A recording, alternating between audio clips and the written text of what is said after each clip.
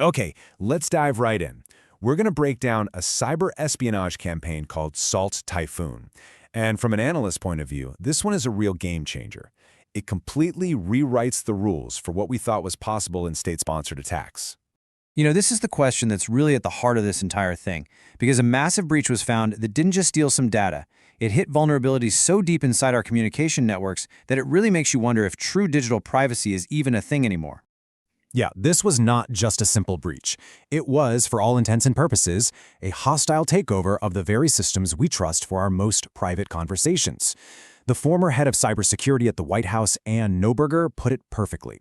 The attackers basically turned our own telecom networks into their private spying machine. So you have to be asking, how on earth did a hack this big go completely unnoticed? Well, to get the answer, you really need to understand the scale of it. This wasn't a quick smash and grab. The time they spent inside and the sheer scope of the intrusion, it just elevated this to a whole new level of national security threat. Get this. For 3 years, these attackers were living inside some of these networks before anyone even had a clue they were there. From an analyst standpoint, 3 years of undetected access, that is a catastrophic failure. This is beyond just being persistent. It's like having a ghost in the machine, quietly sipping data day in and day out. That kind of stealth is the calling card of a very, very sophisticated and well-funded state actor.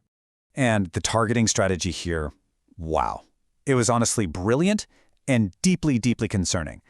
They didn't just go after the big global telecom companies. They systematically went after small regional providers, specifically picking ones that were located near sensitive military bases. You see the plan here, right? They wanted to listen in on everything from high-level policy calls in DC all the way down to tactical communications on a naval base. So the big question is, who was behind this? In the cyber threat world, we call this attribution. And in this case, the attackers left behind a trail of digital breadcrumbs that pointed right to a state-sponsored group. And this table just lays it all out perfectly. When we're analyzing a hack, the motive tells you everything you need to know. Criminal hackers, they're loud. They want to get in, deploy some ransomware, get paid, and get out. But state actors, they're playing a completely different game. Their goal is to gather intelligence over the long haul, so everything they do is about stealth, persistence, and staying hidden for as long as possible. This quote from Anne Neuberger just nails the mindset of the intelligence community. It is not about a quick score. The whole point of a campaign like Salt Typhoon is to set up shop, establish a permanent presence, and just continuously harvest information. It's a marathon, not a sprint. All right, so let's get to the pay dirt. What were these spies actually after? Because when you understand the data they were targeting, you start to see their strategic goals. It really boiled down to a trifecta of incredibly valuable intel. First, the actual content of sensitive phone calls.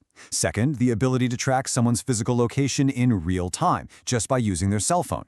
And third, and this is wild, they got into the very systems the US government uses to monitor its own targets. They were literally spying on the spies. Okay, so what does this all mean for us, for you and me? Well, when the basic infrastructure itself is compromised, the responsibility for security kind of shifts. Our personal cyber hygiene suddenly becomes the last and maybe most important line of defense. The single most powerful defense against this kind of network-level spying is a technology called end-to-end encryption. The idea is simple. Even if someone intercepts your data as it flies through the network, all they get is scrambled, unreadable nonsense. Only the sender and the receiver have the keys to unlock it. So here are 3 simple but really powerful steps you can take.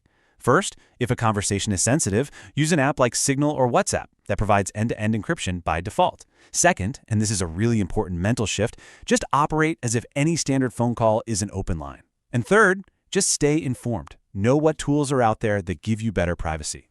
But hold on, because the immediate threat, that's only half the picture. To really grasp the national security implications here, we have to look to the future. There is a ticking clock on today's secrets, and it's powered by a whole new kind of physics. So, think of today's encryption like an unbreakable digital lockbox. The key is based on math problems that are so ridiculously complex, our fastest supercomputers would need billions of years to crack them.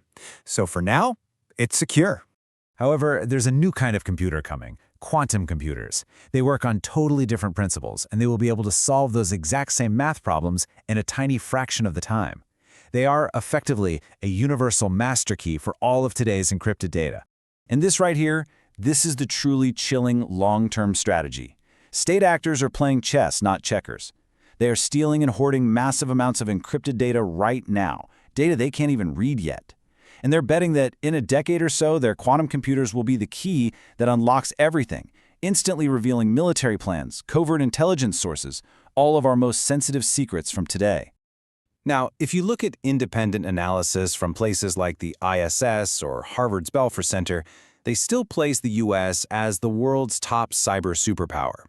But the real takeaway here is how fast others, especially China, are catching up. That gap is closing, and operations like Salt Typhoon show they've reached an incredibly high level of sophistication. And all of this brings us to one final, pretty unsettling question. In this new world of digital espionage where our own infrastructure can be turned against us and nations are in this constant cyber Cold War, who exactly is watching the watchers? And how much of our privacy is already just a memory?